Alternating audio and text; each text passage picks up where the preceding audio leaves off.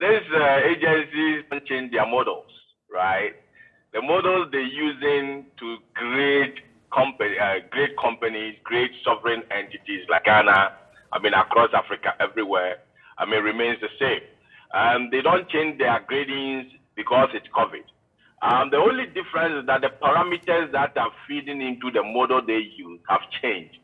So if you spend more, in COVID, and it gives you a future that indicate that you will struggle to pay your debt. It gives you a future that indicate that, COVID may have affected your production, so therefore you are not likely to pay your debt. Obviously you'll be downgraded.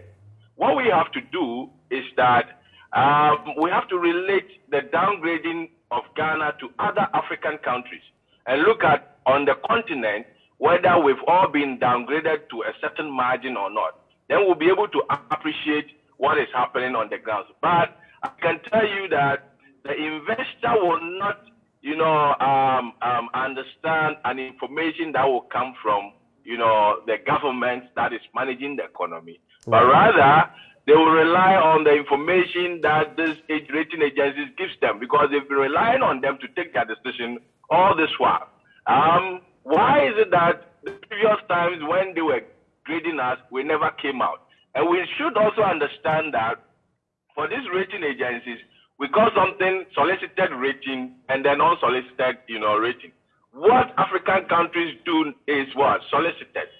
We hire them more or less because we want to get our information out there to the public, to the investment public, so that when we go to the market, the investor already has certain levels of information with us. Right. They've been grading all this while. So why at this time this reaction? For me, I will advise that the government does not go on to react to this grading, but rather accept it as a transition. Well, I'm also quite surprised at the reaction of government to the ratings.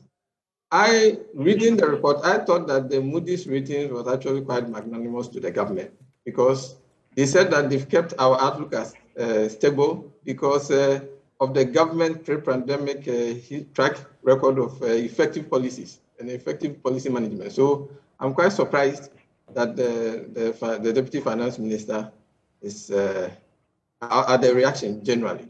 But the substance of what is there, I don't think there's much to dispute in terms of how the fact that when we collect revenue, almost half is going to service interest. And the fact that, in the 2022 budget, we are going to rely more on domestic financing. The fact that it has the potential to crowd out the private sector. The fact that interest costs are going to go up because we are expecting that the interest rates are going to go up because the monetary policy rate will be expected to go up. It's already gone up in the last 3 months or so. And then around the world, we are all projecting that because inflation pressures are going up around the world, interest costs, many banks, central banks will raise their rates. So for me, I wasn't quite surprised at the downgrade. I expected that because the information that is being used to evaluate the economy is very similar. So I think maybe what we should do is to step up our effort to convince and show that we have a plan to bring the public finances back to where it should be, rather than trying to criticize the rating. Thank you for watching. Subscribe and click the bell icon and get notified every time we share something interesting. We would love to have you on there.